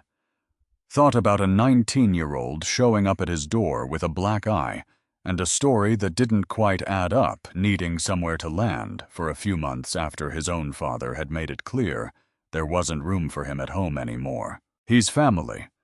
I was trying to give him a chance. Which was true. Every word of it true. And none of it was going to matter one bit to whoever walked through that office door in the next 50 minutes, because a chance and a cover-up had turned out somewhere along the way to be the exact same shape from the outside. The knock came 38 minutes later. 2 people. A woman he didn't recognize with a badge clipped to her blazer that said Internal Audit, and a man carrying a laptop bag like it weighed more than it should have. Mr. Marsh. The woman didn't sit down when he gestured toward the chair across from him. We're going to need access to your files. All of them. He thought about arguing. Thought about the golf cart. He wasn't going to be riding this afternoon after all. And the 18 holes, and the particular kind of quiet that was about to move into the rest of his year, whether he was ready for it or not. Bottom drawer's unlocked, he said instead. Has been for a while. Back in Millport, the diner had gone strange in the particular way a room goes strange after something enormous happens inside it, and then simply stops. Forks moving again, slow. Conversations picking back up in voices pitched a half-note lower than before, like everybody in the room had silently agreed the volume needed adjusting. Ashford stood near the register, notepad out now, working through Marnie in short, careful questions, while 10 feet away. One of Vanessa's men kept an eye on Wesley without appearing to be doing much of anything at all. You're both terminated effective right now. Desmond's voice hadn't climbed once through any of this. Gross misconduct, theft, food tampering, discriminatory conduct. Somebody from HR will call about your final pay. Wesley didn't fight it. Didn't have anything left in him to fight it with. He walked toward the door, flanked on either side, head down, and the bell rang for him one last time. Thin and small. Nothing at all. Like the sound it had made for him. Made for him 100 other mornings when this had still been his counter to stand behind. Marnie went a different direction. Not toward the door, yet toward the little hallway near the restrooms, where the framed photos hung, where nobody could see her face crumple the way it was about to. Desmond found her there 4 minutes later, back against the wall, both hands pressed flat over her mouth like she was trying to hold something in that had already gotten away from her. He didn't say anything at first, just stood there, giving her the room to decide whether she wanted him to. "I have a little brother." Her voice came out wrecked, barely holding its own shape. 17. Our mom's sick, and I'm basically it for both of them, and Wesley knew that. He knew it, and he used it. Told me if I didn't help cover it, he'd tell corporate I'd been stealing on my own, make it look like it was all me. Said nobody was going to believe the new girl over the shift lead whose uncle runs the whole region. Which might even have been true once. Might have been exactly how it would have gone in a version of This Saturday that hadn't included a man in a gray hoodie sitting quiet in a booth with a hidden camera and 19 years of receipts already memorized in his head. "I believe you were scared," Desmond said. Careful, measured. Not a pardon he wasn't in any position to hand one out, and both of them understood that. That's going to matter when this gets sorted out. But being scared explains why you started. It doesn't erase what you kept doing after. Her eyes came up to his wet something flinching behind them. "I know," she said. "Small. I know that." And she did. That was the part that would sit strangest with the people going through her file weeks later. Not that she'd lied about being afraid, but that she hadn't. She had been afraid every single shift. She had also, on 11 separate nights, that the register logs would eventually show quietly kept $40 for herself out of a drawer that was never going to balance right, no matter who did the counting. Both things were true. Neither one canceled the other out. By the time Desmond stepped back out into the dining room, his phone had already buzzed twice. The first message was from Vanessa. "Short no. No wasted words. Roy's files are with audit. This is bigger than 5 locations. Give me the week." The second was a screenshot. No message with it at all. She'd let the image speak for itself. A phone screen, a post from earlier that same morning, a stranger's account he'd never once heard of. Something happening at the homestead on Route 9. Some man in there causing a scene. Cops on the way, I think. Underneath it, 41 comments already, most of them guessing wrong in 41 different directions. One particularly confident stranger, insisting she'd heard it was a robbery. He read it twice, set the phone face down on the counter. Because that clip, the wrong one, the half-true one born out of 30 seconds, glimpsed through a window with the sound turned all the way off, had already had a 4-hour head start on the truth.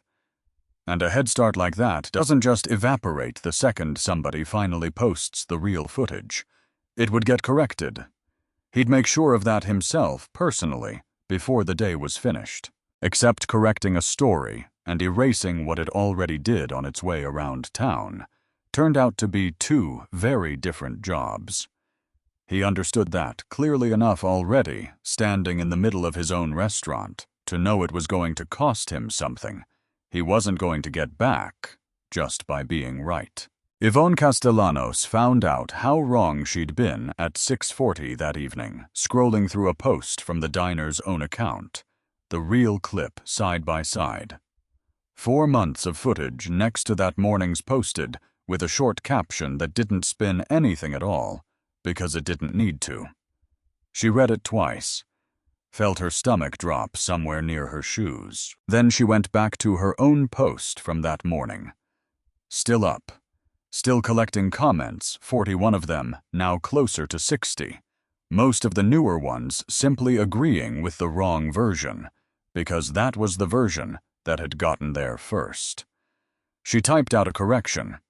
"Hey, I got this wrong this morning. I only saw part of it. The real story is actually the opposite of what I said. Please read this instead," and pasted the link beneath it. 6 people saw the correction for every 50 who'd seen the original. That was just how it worked, and she knew it, and knowing it didn't make deleting the whole thread feel like enough either. So she left both posts up side by side on her own page. Wrong sitting right next to right, because some quiet part of her had decided that hiding the mistake would be its own kind of lie, and she'd already told one of those today without meaning to. It wasn't fixed. Not all the way. Some version of something happened at that diner was going to live in this town for a good while longer than the truth was going to take to catch up to it, and there wasn't a press release in the world fast enough to outrun that completely. The audit that started in Roy Marsh's office didn't stay there. 6 weeks. 12 locations, every single one of them, his auditors flying in from 3 different states, working in pairs, pulling register logs, going back 3 years, cross-referencing complaint files against employee schedules, against a training budget that had somehow year after year always come in a little short of what it should have covered.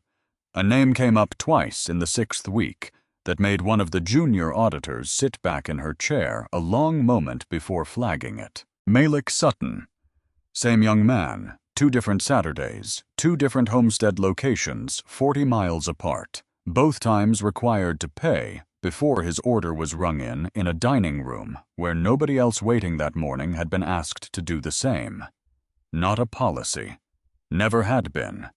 Just a pattern, quiet and consistent, the kind that only shows itself once somebody finally sits down and puts 3 years of Saturdays next to each other on the same screen. A shift lead, 2 counties over a woman named Odette Bryce, who'd been managing the Riverdale location for 4 years, came forward on her own, before anybody even called her in. Walked into the audit team's temporary office with a folder of her own thinner than Ruth's only 8 months' worth, but built out of the exact same habit writing it down when nobody else would. I filed 2 complaints with Roy myself, she told them, hands folded tight in her lap. About a different cashier. Different situation, same result, nothing ever came back. The auditors asked her why she'd never gone over Roy's head. She looked at them like the question didn't quite make sense. Corporate line went through regional first. That was the process. A short, humorless laugh. I followed the process for 4 years. The process was the problem the whole time, and I didn't have any way to know that from where I was standing. It was the same answer in different words that 3 other managers gave over the following 2 weeks once word got around quietly, carefully, the way word gets around when people have spent years learning exactly how much of it is safe to let out at once, that somebody above Roy was finally listening. A shift lead in Fairhaven admitted she'd quietly stopped ringing in the roundup charge on any ticket over $60, her own small, unauthorized mercy, because she couldn't stomach charging it to families buying breakfast for 6. A cook in Millbrook, 2 counties from Millport, had kept a jar of his own for 8 months, matching whatever the fake charge skimmed off a ticket dollar for dollar, quietly handing it back to regulars. He recognized as running short his own crooked, well-meaning correction to a wrong he'd had no authority to report, and no proof anybody would believe. None of it excused what Roy had built, but it told the auditors something the ledgers alone couldn't, that even inside a system built to keep people quiet, most of them had found some small, unsanctioned way to keep being decent anyway. It just never showed up on a spreadsheet, and nobody in 12 locations had ever thought to ask. By the time the audit closed its file, all 12 of Roy's locations had new shift leads promoted from inside chosen. Off that same rule, treat the ones who'd quietly tried to do right by people as the ones worth trusting with more of it. Fairhaven's manager kept comping the roundup charge for large families, except now it was written into the register system as an actual discount, instead of something she had to hide from her own drawer count at the end of the night. The cook in Millbrook got his jar, mentioned half joking and half not, at a regional meeting months later, and half the room laughed while the other half went quiet, doing their own private math about what they might have done in his position, and hadn't. Roy Marsh, it turned out, hadn't only been protecting his nephew. He'd been running something closer to an insurance policy across his entire region, a drawer full of quiet leverage. Every manager under him aware in some unspoken way that their own small infractions were sitting in a file somewhere too should anybody ever feel the need to make noise about somebody else's. Nobody had to say it out loud for it to work. That was the ugliest part of it, and the part that took the auditors the longest to fully untangle.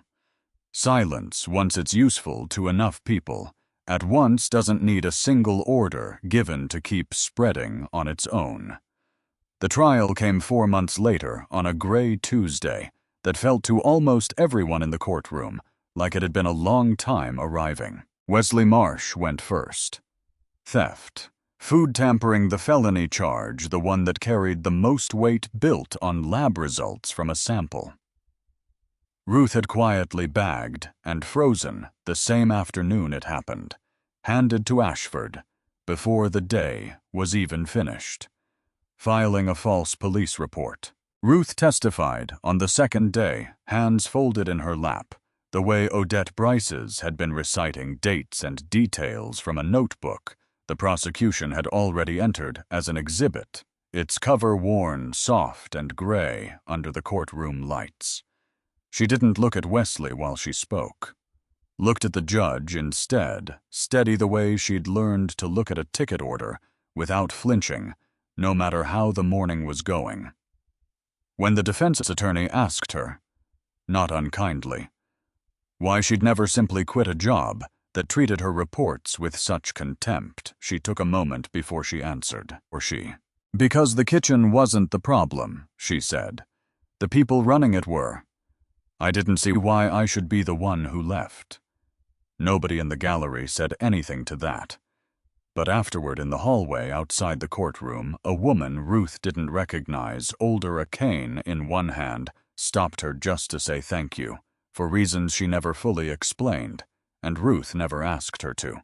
The judge, reading through the summary before sentencing, called it a pattern of cruelty small enough to hide behind casual indifference, until it wasn't small at all. 3 years, full restitution. Wesley didn't look at anyone on his way out, didn't have it in him anymore. Marnie's case moved differently. A plea, not a trial. Her lawyer working out a deal that accounted for both halves of what the evidence had shown. Accessory to theft. 18 months probation. Community service, and a record that was going to follow her into every job application for a long while yet. She cried through most of the hearing. Quiet crying, not the performed kind, from that Saturday morning, the kind that comes from a person who has run out of anywhere else to put a feeling. Roy's sentencing took longer than either of theirs, the numbers involved simply larger, the paperwork thicker. Embezzlement, obstruction, falsifying business records across a dozen locations, and the better part of 3 years. He was barred permanently from holding any management position in food service anywhere in the state. I didn't cry. Didn't say much of anything in the end, except one sentence to his lawyer on the way out of the courtroom, low enough that only she was meant to hear it. I really did think I was helping him. Maybe he had. That particular kind of true almost never shows up alone, though. It nearly always arrives with something uglier, standing right behind it, close enough to be mistaken for the same thing, until somebody finally turns the light on both of them at once. The press conference was held 2 weeks after that at Homestead Kitchen's headquarters, a room with the company crest mounted on the wall, behind a single podium. Desmond stood there in a dark suit this time. No hoodie, no hidden camera. Just a man in front of a room full of cameras that all already knew exactly who he was. 3 things are changing starting today across every one of our 33 locations. He held up one finger. A complaint line that reports straight to this office, not to a regional manager, not to anybody who might have a reason to want it quiet. A second, mandatory training on discrimination and fair treatment for every employee from the newest cashier straight through to me. 60 days. A third. He paused a beat longer on this one. And 2 people who deserve to be named in this room today, not just in a memo somewhere. He looked down at a folded card in his hand, though everyone watching understood he didn't actually need it. Ruth Duncan spent 6 years writing down what nobody in her chain of command would listen to. Starting this month, she's the general manager of the Millport location with an equity stake in it. Because a restaurant that survives on a cook's silence isn't one I want my name over. A small stir moved through the room. Somewhere near the back, a reporter's pen had stopped moving entirely, just listening. And Willa Nash, he went on quieter now, has been a guest at that same counter longer than most of my current staff have been alive. Starting next week, she's joining Homestead Kitchen in a paid advisory role, customer experience, company-wide. Because if a business wants to know whether it's actually treating people right, the smartest thing it can do is ask somebody who's been on the other side of that counter for 40 years and never once stopped noticing. He closed the card, set it down on the podium without looking at it again. My mother used to tell me something washing dishes long before any of this existed. His voice caught just slightly on the word. Mother, the first crack anyone in that room had seen in him all morning. She said you serve people like they're yours. All of them. Because you never get to pick which day somebody's finally watching to see if you meant it. He looked up out at the room at every camera pointed back at him. Today, apparently, was that day. I didn't take questions after that. Just stepped back from the podium and let the room fill with the sound of 40 reporters all trying to be first, while somewhere back in Millport, a diner that had spent 6 years running on somebody else's silence was for the first time in longer than anybody currently working there could remember about to open under a name that finally matched what it had always been built to be. The phone had been ringing since 6 that morning. Willa let it ring the first 4 times. By the 5th, she'd stopped counting, and by 9, she'd unplugged the kitchen line altogether and carried the cordless down the hall, tucking it into the linen drawer under the good tablecloths, like burying it might buy her back an hour of quiet. It helped, a little, because the television was still going in the front room low, and she hadn't meant to leave it on the local station, except she had, and now there she was. Her own name, spoken by a woman in a blazer, standing at a podium 2 counties away. Willa's whole life folded down into one sentence for people she'd never meet. Willa Nash, a longtime guest of this restaurant. As if 11 years of Saturday mornings of coffee gone cold while she watched the parking lot fill and empty could fit inside 4 words like that. She sat down slow in Robert's old chair, still called it that. 15 years on. Though he'd been gone that whole time, and the chair had long since forgotten the particular shape of him. Pressed 2 fingers flat against her collarbone. An old habit. Steadying though, she couldn't have told you when it started or why it worked. Longtime guest, which wasn't wrong, just smaller than true. She'd taught 2nd grade for 31 years, 2 towns over, had a shelf of cards from children now old enough to have grandchildren of their own. She sang alto had, for going on 50 years, in a choir that had shrunk by half since she'd joined it. She'd buried a husband, and some years after that, quietly, without telling anybody, started needing a reason to get dressed on Saturday mornings that didn't have anything to do with church. The diner had become that reason. Not because the food was anything special, because somebody on a good week said her name back to her before she had to offer it first. Now her name was on a television 2 counties over, and she didn't feel proud exactly. Felt handled, like a photograph somebody else had chosen the frame for. She was still sitting with that thought, cordless silent in its drawer. Television murmuring on to an empty room when a car she didn't recognize pulled slow into her driveway. She almost didn't answer the door. Except something about the knock. 3 knocks, evenly spaced, not the rushed rat-a-tat of a reporter working down a list, made her cross the room. Anyway, hand-finding the small brass hook where she kept her cardigan, because a woman didn't answer her own front door in her housecoat, not for anybody, not even on a morning like this one. He stood on her porch, in a plain collared shirt, no tie, no camera crew, behind him, hands folded in front of him, the exact way they'd been folded on that table a few days back, though. She hadn't put those 2 things together yet. The man from the booth, the name on her television. Mrs. Nash. Careful, like he wasn't sure yet whether he had the right to be standing there. I'm sorry to come without calling first. I didn't have a number, and I didn't want you to only hear this from a screen. She looked at him a long moment. At the hoodie that wasn't there anymore, at the face she was only now matching up properly to the quiet man who'd sat 2 booths down from her, folding his hands the same patient way, while a girl half his age denied him a discount he'd apparently never taken away in the first place. You're him, she said. Not a question. Desmond Whitfield. He held out a hand, and something in the offering of it plain, unhurried, no card attached, no assistant standing. 3 steps behind him, with a clipboard, settled something in her chest that had been sitting wrong since 6 that morning. She shook it. I gathered as much.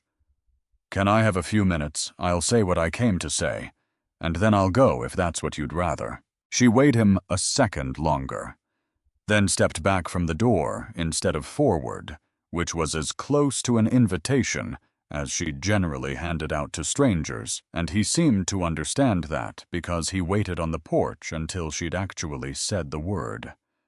Come in, then.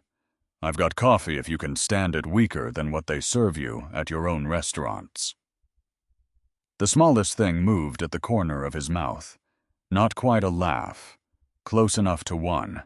They sat at her kitchen table. The good chairs, the ones she still pulled out for company. Even though company had gotten rare enough over the years that she sometimes dusted them without anybody having sat in them since the last dusting. He didn't touch the coffee right away, just held the cup the way she'd noticed him do at the diner too, like the warmth of it mattered more than the drinking of it. I meant what I said up at that podium, he started. The advisory role isn't a headline. It's a real position, real pay, and it comes with real say over how we train people, how we handle complaints, how we treat folks who've been coming to us longer than half our staff has been alive. And if I'd said no? She watched him when she asked it. Would the podium still have had my name in it? He didn't rush the answer, which told her something all on its own. I'd already decided to name you before I asked you anything. That was wrong of me, and I know it. I should have asked first and announced second. I got it backward, because I was angry that morning, and angry doesn't always make the best order of operations. He set the cup down. So no. If you tell me today you want no part of this, I'll issue a correction myself this afternoon, and it'll say plainly that the offer stands, whether or not you take it, and that you never asked to be made an example of. Which was, she thought not, the answer she'd expected. She'd expected smoothing over. Charm applied like a poultice. This was something closer to a man handing her the knife and telling her exactly where the seam was, in case she wanted to cut herself free of the whole thing. "Why me?" she said. Quieter now. "There's nothing special in what happened to me that morning. A girl was rude. I left. Happens every day to somebody somewhere. You didn't build a company photographing every person a cashier's ever been short with." "No." He turned the cup a quarter turn on the table, a small, thinking gesture. "But most of those people I never see. You I watched. I watched you ask for something you were owed plainly, politely, with the card in your hand to prove it. And I watched you get told a lie to your face, flat, like you weren't even worth the effort of a better one." Something moved behind his eyes. "And then I watched you leave without arguing. Didn't raise your voice. Didn't demand a manager. Just decided quietly it wasn't worth being in that room anymore." He looked at her steady. "My mother used to say the loudest thing in a room isn't always the person shouting. Sometimes it's the one who leaves without a word, because that's the only power left that nobody can talk them out of." Willa went very still. "She used to say—" Willa repeated, slow, careful, like she was setting a foot down on ice she wasn't sure would hold her weight yet. "What else did your mother used to say?" He looked at her, a beat too long before answering, like the question had landed somewhere he hadn't braced for. "A lot of things. Why, try me." Her voice had gone strange in her own ears. Tight. He hesitated, then quiet. "She used to tell me you serve people like they're yours. All of them. Because you never get to pick which day somebody's finally watching to see if you meant it." Willa's hand came up without her quite telling it to, and pressed flat against her collarbone. The room went very quiet around her. Just the refrigerator humming in the next room and her own pulse loud and strange in her own ears. "What was her name?" Willa asked, barely above a whisper now. "Odessa." He said it careful, watching her face change in real time, and not yet understanding what he was watching happen. "Odessa Whitfield." Willa didn't answer right away. Because the room had tilted just slightly, the particular tilt of a floor giving way under a memory you hadn't gone looking for. 40 years, near enough. Longer than this man sitting across her kitchen table had been alive, minus a handful of years. A church basement with folding chairs and a piano, 2 keys shy of properly tuned. A woman with flour still dusted pale along one forearm, laughing loud from somewhere low in her stomach, pressing 2 fingers flat against her own collarbone whenever the choir director asked her to hold a note a beat longer than she thought her breath would allow. Odessa. There hadn't been 2 of them at Shiloh. Not with that name, not with that laugh, not with a boy she used to bring along on Wednesday nights, who sat quiet in the back pew, doing his schoolwork on his knee, while the sopranos worked through the same 4 bars over and over. "I knew your mother," Willa said. And then because saying it once out loud didn't feel like enough to hold the whole size of it. "I sang beside her. Shiloh Baptist must be 40 years now. She used to bring a little boy to Wednesday choir practice, do his homework in the back pew. So quiet, you'd forget he was there at all until she called on him to carry the harmony line home in the car, because she said his ear was better than half the grown men in that choir loft." Desmond had gone very still across the table. "That was you," Willa said. Soft now. "Sure. Wasn't it?" He didn't answer for a long moment. When he did, his voice had thinned out, gone rough at the edges, in a way it hadn't been on any of the 4 times Willa had now heard him speak. "I don't remember much from that far back," he said. "I remember a basement. Cold in the winter, no matter how high they ran the heat. I remember falling asleep some nights before she finished." He looked at his own hands a second, like he was trying to find the boy from that pew somewhere inside them. "I don't remember the other women. I'm sorry. You wouldn't. Willa reached across the table, not quite touching him, just close enough that the gesture spoke for itself. You were a child. Children don't remember the room. They remember the person who kept them safe inside it. He nodded slow, and something in his jaw worked hard for a second, before he trusted himself to speak again. She's been gone 8 years, he said. And there's a recipe. Tea cakes, she used to call them, though. That they were tea cakes exactly. Nothing fancy about them, just brown sugar and butter, and something she never once wrote down that I ever found. I've looked. Went through every box in that house after she passed. I thought it just went with her. His voice caught plain and unguarded, the first real crack Willa had seen in him since he'd stepped through her door. I've missed it every year around this time. Never told anybody that. Didn't seem like the kind of thing a grown man says out loud. Willa was already up out of her chair before he'd finished the sentence, moving toward the hutch in the corner of her front room, the one with the good china. Nobody used any more, and in the bottom drawer, a tin box gone soft and dented at the corners that hadn't been opened in longer than she wanted to admit. She came back with a card. Handwriting gone brown, with age edges worn soft as cloth. A small water stain in the corner from some kitchen accident, decades old. Odessa's tea cakes, it read in a hand. Desmond hadn't seen in 8 years, and would have known, blind, in the dark, by touch alone. He didn't take it right away. Just looked at it a long moment like it might not hold if he moved too fast. Sure gave this to 6 of us, Willa said, quiet, setting it gently into his open hand when he finally reached for it. Circle of us that used to trade recipes after service most Sundays. I've made these every December since. My granddaughter thinks they're mine. A small wet laugh.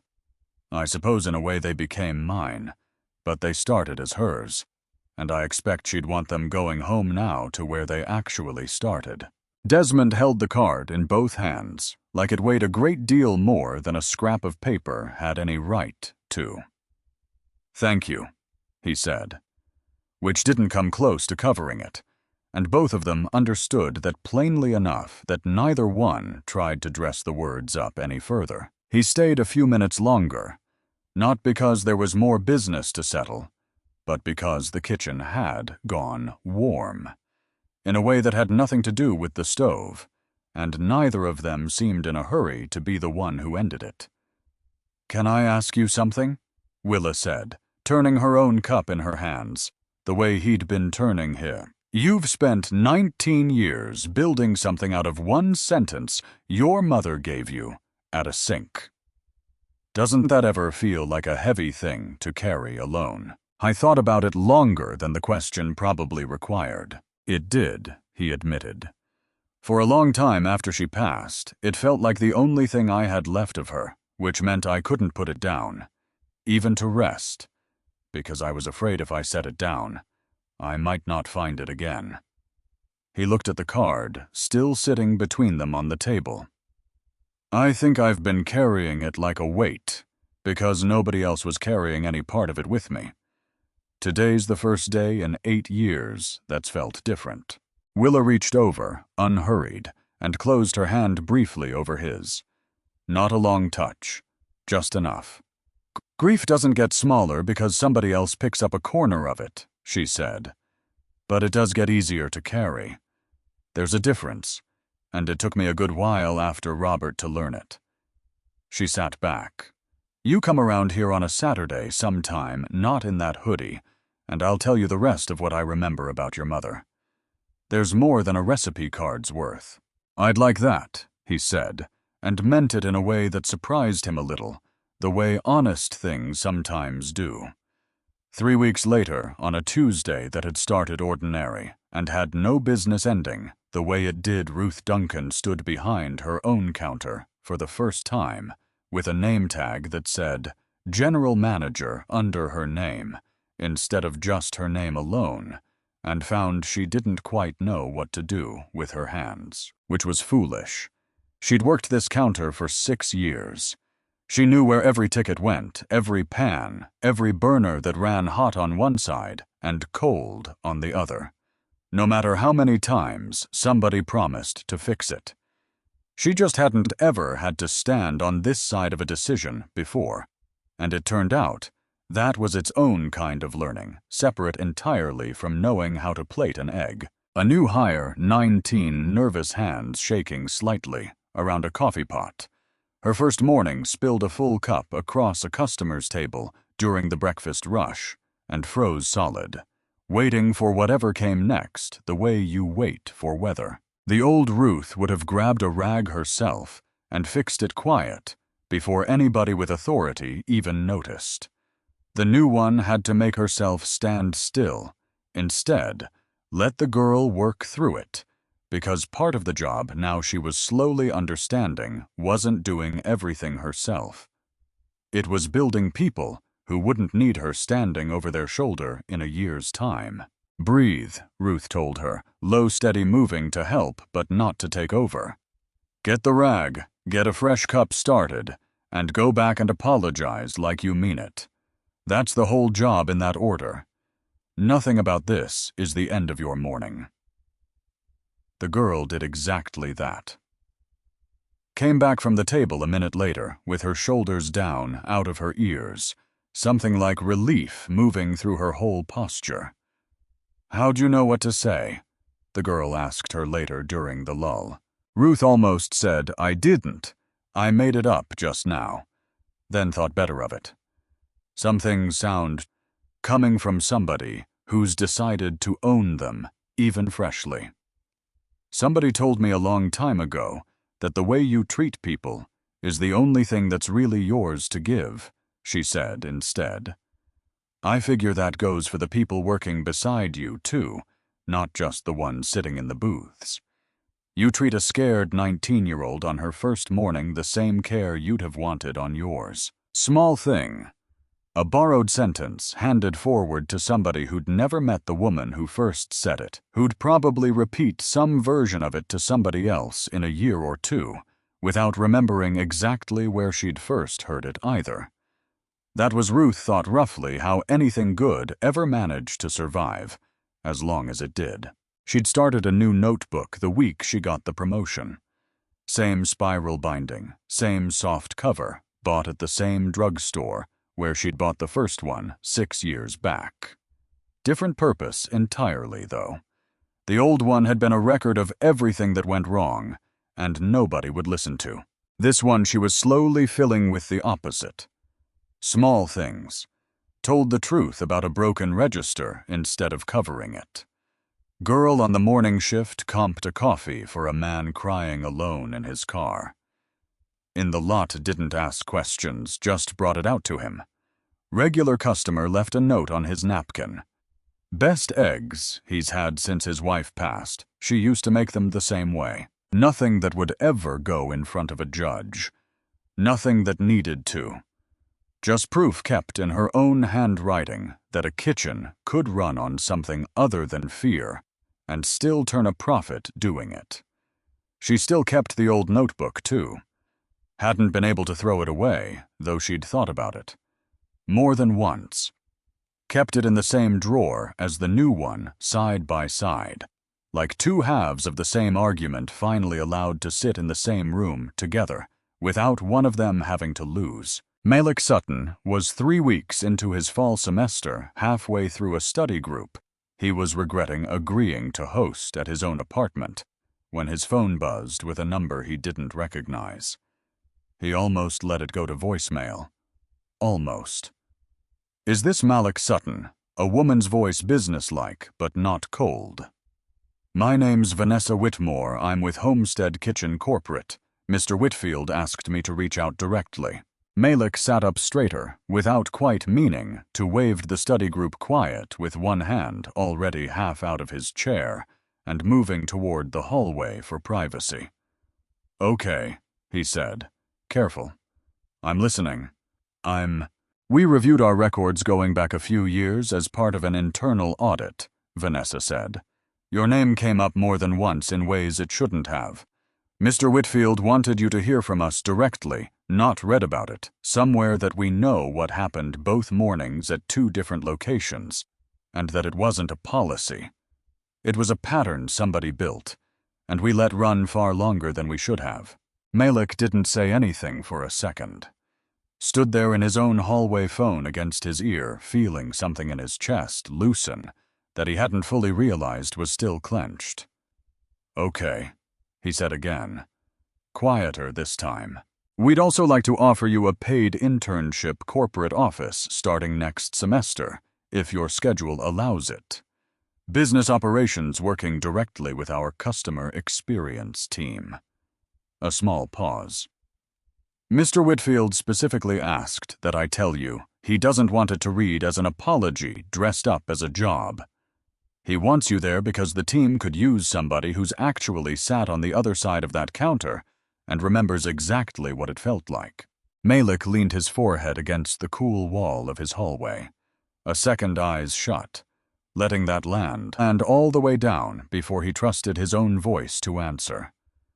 "Yeah," he said finally. "Yeah, I'd like that." I went back into the study group a few minutes later, quieter than he'd left it, and when his roommate asked if everything was all right, he just said, "Yeah, good, actually," and didn't have the words yet, or maybe just didn't want to spend them on anybody but himself, for one more night to explain the particular size of what had just happened in that hallway. 6 months out from a Saturday morning that had started with a receipt folded wrong beside a cup of coffee, Desmond Whitfield parked the old sedan dent, still in the rear bumper. He'd never gotten around to fixing it. Wasn't sure anymore that he wanted to. In the same lot, outside, the same building, under a sky-gone soft gold with early evening instead of the hard, bright light of a Saturday morning. No hoodie this time. Just a plain shirt sleeves rolled once at the forearm. Nothing on him that announced anything at all, though by now half the regulars in this town would have recognized his face regardless of what he wore. The bell over the door still gave the same thin, flinching ring. Some things he'd decided didn't need fixing just because everything around them had changed. The floor was the same checkerboard. The booths, the same red vinyl. Though somebody Ruth he'd guess had gone through and had the worst of the tiers patched instead of waiting on a full replacement, which struck him as exactly the kind of decision he'd have made himself. Keep what still worked. Fix what was broken.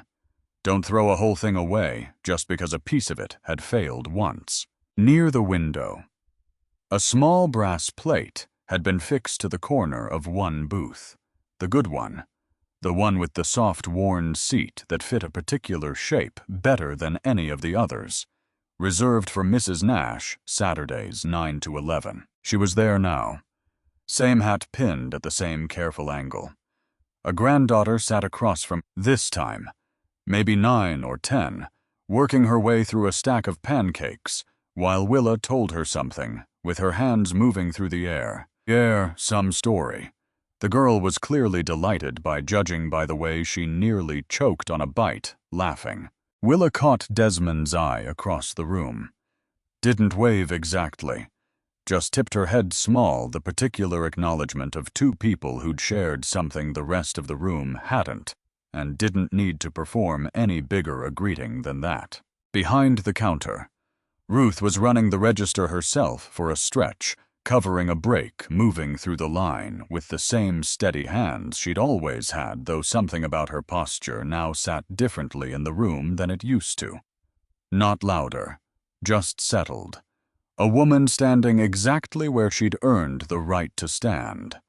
She caught him looking and came around the counter a minute later, wiping her hands on her apron. "Mr. Whitfield." A small, real smile. "Didn't expect you tonight." "Wasn't planning it," he admitted. Drove past. Kept going a mile before I turned around and came back. "Well."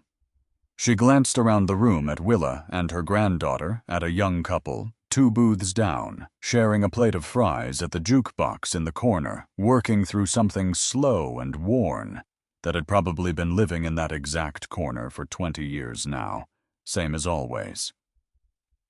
Seems like it's holding up. Seems like it, he agreed. He didn't stay long. Ordered coffee, sat a while in a booth that wasn't the one he'd sat in 6 months back. Watched the room the way he always watched a room. Though this time there wasn't anything underneath the watching, except the plain wish to see it doing well. I thought sitting there about Roy, how his sister Wesley's mother had stopped speaking to him entirely since the sentencing. How the two of them had grown up sharing a bedroom in a house 3 streets over from here, and now couldn't manage a phone call at Thanksgiving.